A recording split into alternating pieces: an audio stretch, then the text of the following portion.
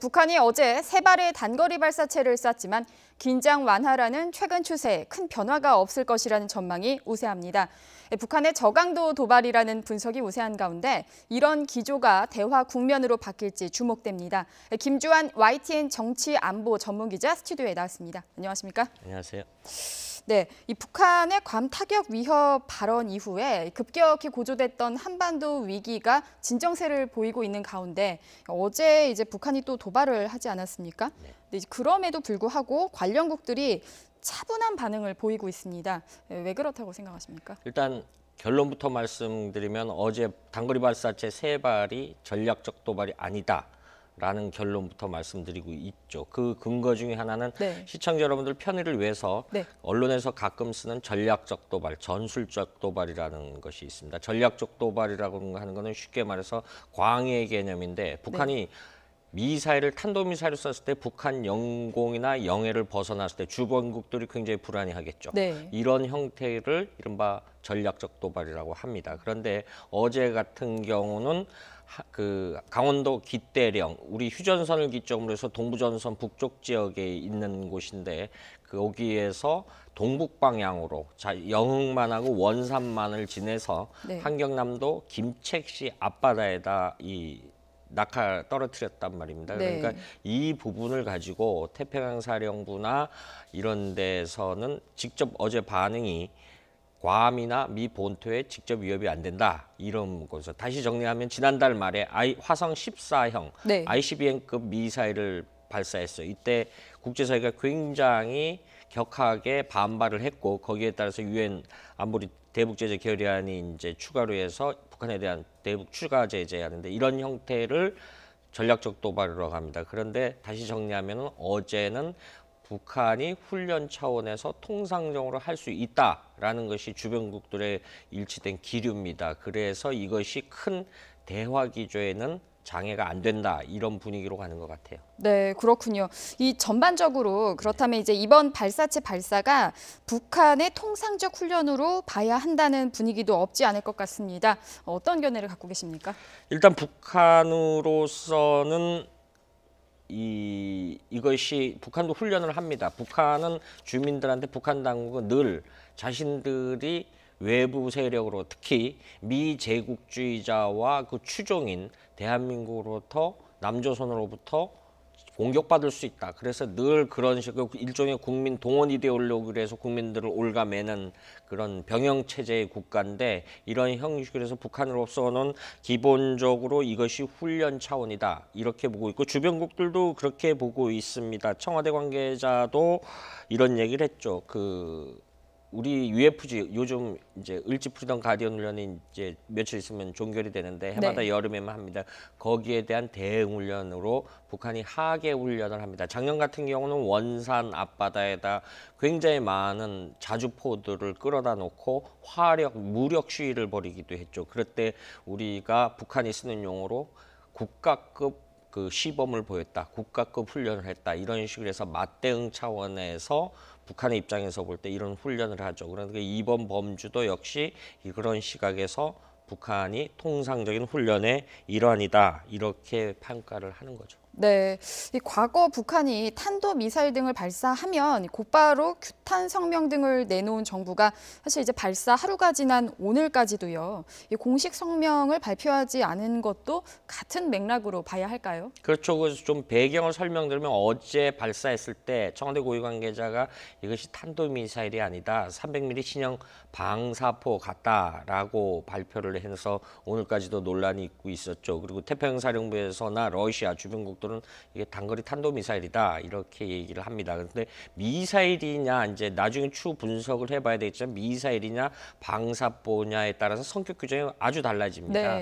미사일 같은 경우는 2006년 북한이 1차 핵실험이 있을 때 유엔 결의안이 이른바 트리거 조항, 자동 개입 조항이라 그래서 북한이 모든 형태의 단거리건 중거리건 장거리건 탄도미사일 때 스스로 탄도미사일이라면 스스로 추진체를 가지고 날아가는 형태를 말하죠. 그래서 우리가 앞부분에 무기를 다루면 이거를 미사일이라고 표현을 하고요. 앞에다 탄두 부분의 앞부분에다 어떤 위성 같은 걸 탑재하면 우리가 일명 로켓이라고 부르는 거죠. 그래서 일반화시켜서 이걸 발사체라고 하는데 이런 형태의 무기를 쏘면은 무조건 유엔결의안 위반입니다. 2006년부터. 그래서 했는데 어제 조심스럽게 일각의 분석입니다만은 방사포라고 했으면은 재래식 훈련의 일환이다. 물론 방사포라고 했을 때 우리가 이 새로운 무기치 위협의 체계이기 때문에 이것에 대한 군사 대비 태세는 늘 갖춰야 됩니다. 왜냐하면은 어제 방사포 같은 경우는 기존 휴전선 일대에 서울을 겨냥해서 한 5,500문 정도의 방사포가 있는 거로 이렇게 판단을 하고 있거든요. 네. 그런데 여기에다 개량형이라는 거죠. 이 개량형이 200에서 250km 정도 날아갔다라고 하면은 이거를 방향을 바꿔서 유사시에 쏜다고 가정하면은 대한민국 중부권까지는 다 방사포 사격 거리 내에 포함이 된다라는 이런 위협적인 무기죠. 그렇지만은 정치적인 현상으로 봤을 때 앞서 제가 전략적 도발이라는 부분을 설명을 했듯이 남북한이 대치해 있는 상황입니다. 군사적 대치를 하고 있죠. 네. 북한도 국제사회에서 인정하는 국가인데 자기들 방어훈련 개념으로 해서 방사포를 쐈다라고 하면은 이것은 전략적 도발이 아닌 거죠. 그러니까 다시 묻거든요. 이건 역시 정부 당국자들도 역시 굉장히 이런 분위기를 감안했던 것 같고요. 그래서 네. 실제 분석은 해봐야 되겠지만 규탄성명 역시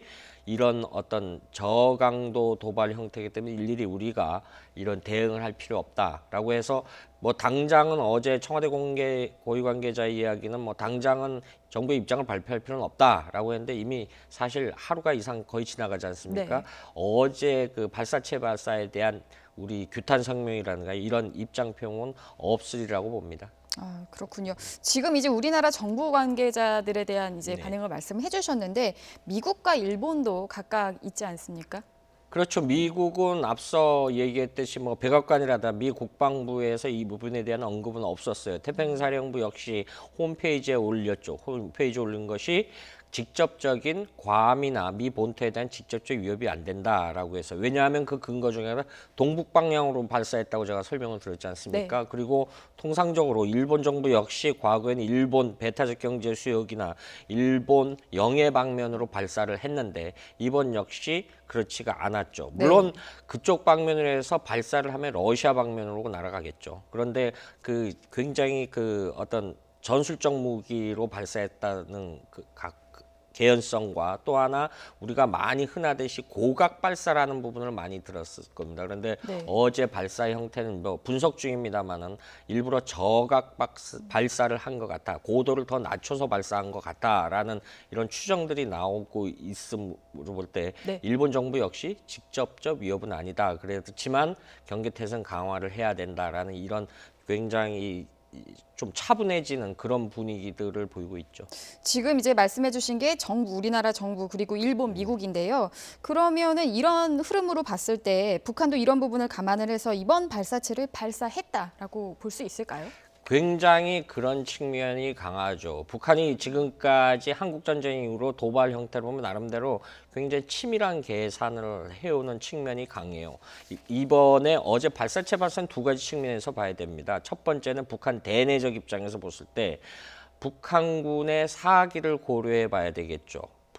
앞서 설명드렸듯이 자기들이 핵무기를 가지려는 존재 이유조차도 그 외침으로부터 우리를 막기 위해서 하는 것이다라고 국민들을 굉장히 북한이란 나라가 만들어지는 게 지금까지 그 이데올로기로 국민들을 통치를 하고 있는데 이 부분에서 다시 정리를 하면은 해마다 일찍 프리덤 가디언 훈련, 봄에 하는 한미연합 방위 훈련을 북침이라고 주장을 해왔습니다. 이 부분에 대해서 자신들도 방어를 해야 돼요. 근데 어느 날 갑자기 작년까지만 해도 극렬히 반대를 하다가 이 부분에 대해서 아무 그 군사적 행동을 안 하면은 대내적 사기가 저하되겠죠. 이런 측면이 하나 있고요. 대외적인 측면으로 봐서는 그렇지만 지금 여러 가지로 지난 화성 14형 발표 이후로 그 괌 타격 발언 이후로 그 김정은과 그 미국의 태도를 여하히 지켜보겠다라고 했고 미국 역시 현명한 결정이었다 이런 반응을 해서 어떤 대화 기조 국면으로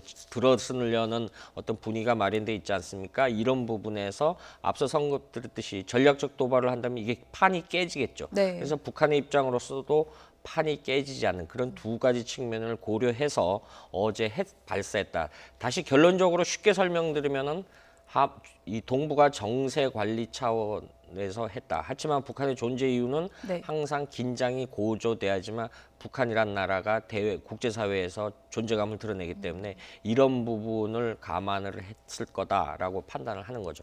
그렇다면 이제 북한이 앞으로 어느 시점까지 도발을 하지 않는다면 국면이 대화 기조로 넘어갈 가능성이 없지 않다라고도 보여지긴 하는데 사실 일각에서는요.